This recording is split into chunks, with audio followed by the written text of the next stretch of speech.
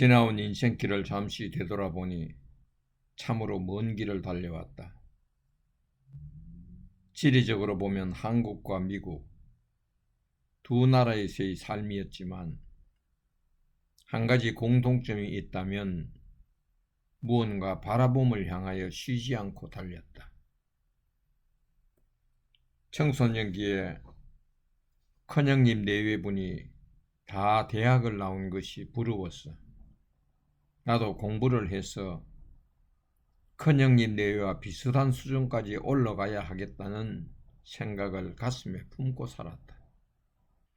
아버지는 가정 형편이 어려우니 고등학교를 못 보낸다. 나중에 부모를 원망해라 하시면서 상급 학교에 진학하는 것을 포기하라고 하셨다. 어린 나는 검정고시 공부를 해서라도 고등학교 졸업 자격을 득해야 나중에 대학을 갈 수 있다고 다짐하고는 가출을 하였다.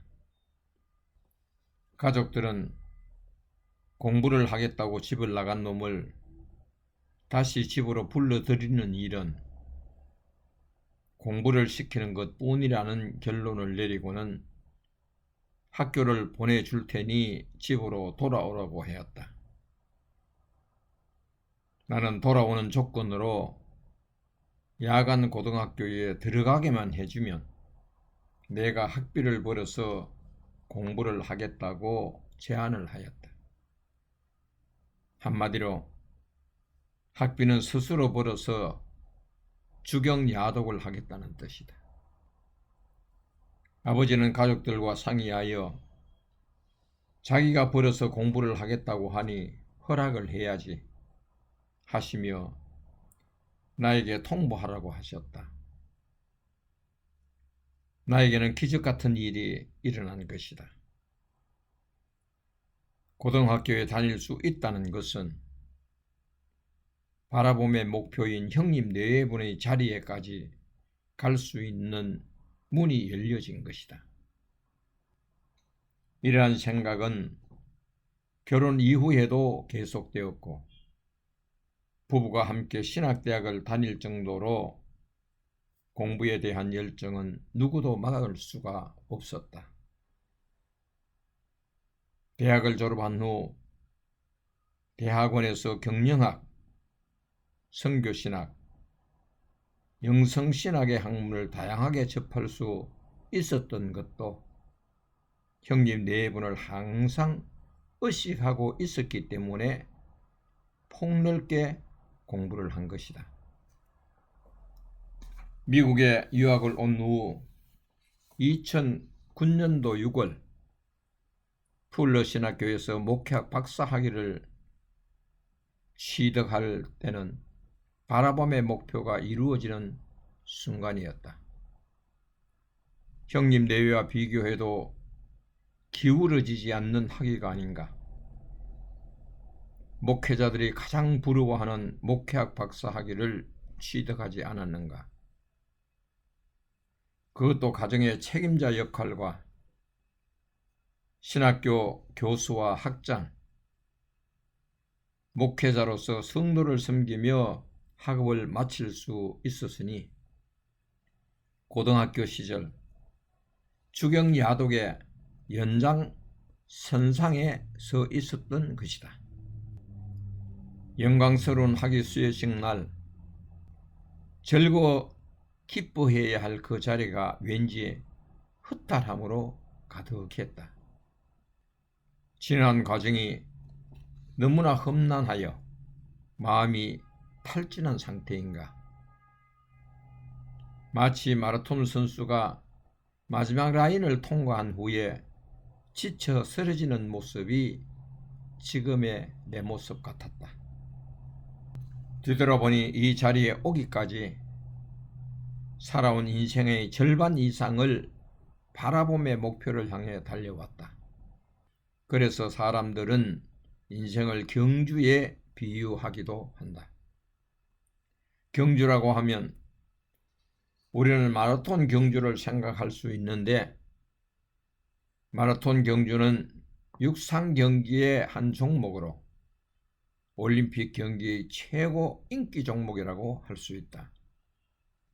선수가 달려야 할 거리는 42.195km의 거리를 달려야 한다. 일제 강점기 때 송기정 선수가 1936년 베를린 하계 올림픽에서 금메달을 땄고, 황영조 선수는 1992년 바르셀로나 올림픽에서 금메달을 땄다. 이들이 금메달을 따기까지 수많은 좌절, 고된 훈련, 고통과 인내는 말로 다 표현할 수가 없었을 것이다. 그래서 마라톤 금메달은 값지다. 올림픽에서 어떤 종목이든 금메달을 땄다고 하면 우리들은 금메달 뒤에 숨어있는 고통과 수고와 인내도 함께 보아야 한다. 우리의 인생살이도 경주에 비유한다면 사는 날 동안 무거운 것과 얽매이기 쉬운 것들을 수없이 만난다. 나 역시 흙수저 가정에서 태어나 고등학교 시절부터 추경야독으로 공부를 해야 할 가정 형편이라면 대개 어떤 무거운 짐들이 억누르고 있을까 짐작할 수 있을 것이다. 공부를 하기 위해 계절마다 옮겨 다녀야 하는 직장, 여름이면 아이스케이크 공장, 가을이면 주물 공장, 겨울이면 난로 공장, 농사채는 농사일 등으로 늘 잠이 부족하였다. 새벽 5시에 별을 보면서 출근길에 났으면 야간 수업을 마치고 귀가하는 시간이 밤 11시였다. 학교 숙제는 하는 둥 마는 둥 호롱불을 켜놓고 잠들기가 일쑤였다. 그러나 달려갈 코스가 남아있기에 험난한 계곡에 떨어져도 가시밭길이 가로막아도 두려워하지 않았다. 고등학교 시절 채플 시간에 들은 말씀이 항상 힘이 되었기 때문이다. 내 길을 여호와께 맡기라. 그를 의지하면 그가 이루시고 내 의를 빛같이 나타내시며 내 공의를 정오의 빛같이 하시리로다. 시편 37편 5절 6절의 말씀입니다. 이 말씀 때문에 폭풍우 속에서도 피할 곳을 찾았고 환난과 고통 속에서도 오뚜기처럼 우뚝 일어나 목적지를 향하여 달리고 또 달렸습니다. 이제 나이 70 중반에 이르고 보니 박사님, 교수님이라는 말만 들어도 오히려 거추장스럽다. 다행히 받은 사명을 위해 그동안 연구한 학문으로 천국 복음을 전하고 수필을 쓰고 선글을 바탕으로 동영상을 제작하여 구글에 올리면 내 글에 관심을 가진 사람들이 듣고 공유하는 자가 있어서 그나마 마음의 위안을 갖는다. 그런데 지금에 와서 마음이 왜 이렇게 허하지? 분명 바라봄의 목표에 따라 달려온 목적은 다 이루었는데 솔로몬의 고백이 뇌리를 스쳐 지나간다. 헛되고 헛되며 헛되고 헛되니 모든 것이 헛되도다. 전도서 1장 2절의 말씀입니다. 그렇다. 이 세상에 이것을 다 가졌다 한들 무슨 소망이 있겠나? 인생의 경주는 누구에게나 종착점이 있기 마련인데 마지막 날까지 세상의 미련 때문에 천국을 소유하지 못한다면 모든 삶이 헛된 것, 점차 세상 것에 미련을 두지 말고 영원한 것을 더 사모하는 것이 어떨지.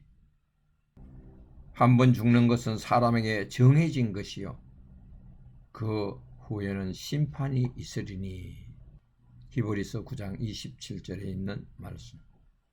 이 밤도 전능자의 세미한 음성을 듣기 원하여 방바닥에 조용히 무릎을 꿇는다.